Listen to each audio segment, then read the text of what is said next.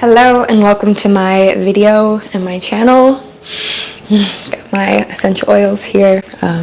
My name is Kelly and this video is for all of you who have or want to know about what the Venus and Capricorn placement is like, and this is part of my Venus series. Venus and Capricorn. Well, first of all, Venus in your natal chart, in your astrology birth chart, shows us your style of love, your style of relationship, your style of finding the beauty and the pleasure in life, of feeling your feminine energy. Really, it's how your feminine energy likes to express itself. Venus is known as the most feminine planet. She's really a gateway into our I live right on an intersection, so pardon the noise. Hopefully this blocks out some of it. But she really gives us a gateway into how you feel free to express your pleasure and receive pleasure in all forms. This could be recreation, this could be food, friendships, activities, relationships, love. So when you have your Venus in Capricorn, first we're going to look at it on an elemental level. Capricorn is an earth sign. So your style of love is naturally going to take on more of an earthed energy. So what are the aspects of earth and love? It's grounded. It's albeit practical. It's even like rational. So your Venusian energy, your feminine energy may have a more practical way of expressing herself. Venus in Capricorn, there's something kind of steady about you guys. There's something really reliable. And for you, like if I were to think of the love languages, I would say yours very well may be acts of service or quality time, because it's things that are very physical and tangible. For you, you may show your love for your partner or your friends or your family, the relationships in your life, by doing things.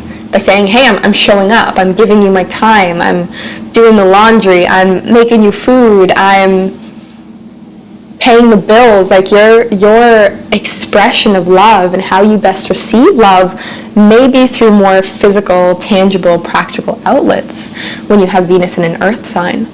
And I think this can be quite a relief for you guys to sit with this and embrace this, because so much of the love idea and the love perception that we're projected in society through movies and media and books and everything is that love is very airy, right? It's like really air and really water. Like these whirlwind romances, and love is all of these like exotic, crazy things. And maybe for some people, like fire or air signs, maybe that is really accurate. But for you guys, love is actually something it's long-lasting, it's stable, it's true, it's steady, it's reliable. That is your expression of love, and that doesn't make it better or worse than these very like phenomenal, perhaps, examples of love that we are often bombarded with in movies and Hollywood and the media. For you guys, love is trust, love is commitment, love is showing up. So it's important that you have partners, that you have, or like a given partner, or throughout your life with different relationships, whatever your style of love is, and even with friendships and family who value that in you. They don't take your practical gestures as not loving, because for you that's actually deeply loving. Now, having Venus in Capricorn, there's something here to be said as well around business, around applying yourself, around structures. Capricorn is ruled by Saturn, and Saturn is long-term gain, long-term success, long-term service, things that are going to have a long-lasting contribution to humanity. So you also may find sometimes that you love your work. You can have a deep love affair, a deep love relationship with your work, with your contribution to society, with how you feel like you are being of service in the world. You can really fall in love with that. And again, other people maybe would have like put you down for this and said, oh, you're such a workaholic, you're so this, you're that. But if the work you're doing in the world you feel is bettering yourself and providing a service to humanity that's helping humanity better itself in some way, that's love. That's like love for humanity. It's love for evolution. It's love for the planet. So you may not in this lifetime, and again, I'm going to follow this up with something else, because I think I have a feeling some people aren't going to like hearing this, but for you in this lifetime, it may not be having that like romance, and this is my love, and we're so in love. For you, it's like, that's nice, and that's beautiful, but first and foremost, it's like, how am I being an offering of love through what I'm contributing to the world? Do I love my work? Do I love what I do in my day-to-day? Am I loving how I'm building structures in my life? That may be a place you want to look at, and I think that they're probably going to be very linked. If you are not loving your work, if you're not loving how you get to show up and use your energy, let's say you're going to a job you hate, or you're working for a company that you don't believe in their values, and there's not alignment there, it's probably going to be hard for you to manifest or attract love in your life. So you really want to get clear on that, because when you fuel and fuse love into the 10th house areas of your life, Capricorn, work, public relations, your social standing, this is going to allow you to have more freedom to experience romance and love, because you're not putting so much pressure there. And that's one thing I want to say. I always like to, I've got a lot of Scorpio in my chart, so as much as I love to look at the beauty of it, I think that there's always a gift in the shadow. And a shadow of Venus and Capricorn can be, if you're not channeling this powerful Saturnian Capricorn hardworking energy into some outlet in your life, you potentially can be quite hard on your family members, your partner, your friendships, your lover.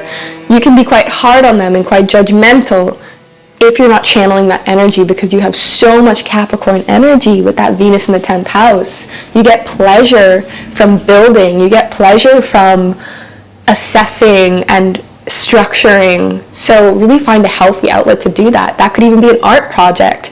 That could be cooking. That could be anything that brings you delight. Anything where you feel like you can put that energy. And it's going to free up the sector of love and romance in your life and friendships. So I also think that that's something that could be really powerful for you guys to sit with. But ultimately, your love, is it's a very earthy kind of love. Spend time in nature. Reflect on what does love mean to you, and where do you truly see love in life? And you may find that you see love in the way that the ocean laps up on the shore in the sand, or the birds fly in the sky, or things that are very tangible and physical. You get to define your structure for love. Venus and Capricorn, structured love. Love with conditions. Love with terms. I'm not really feeling this in my heart. A lot of people, I'll end this soon, but a lot of people talk about unconditional love, and I think that's beautiful, but for you guys, it's actually to know what are the conditions in which you want to love. It can actually be really healthy for you to have conditional love. I'm going to flesh that out a little more.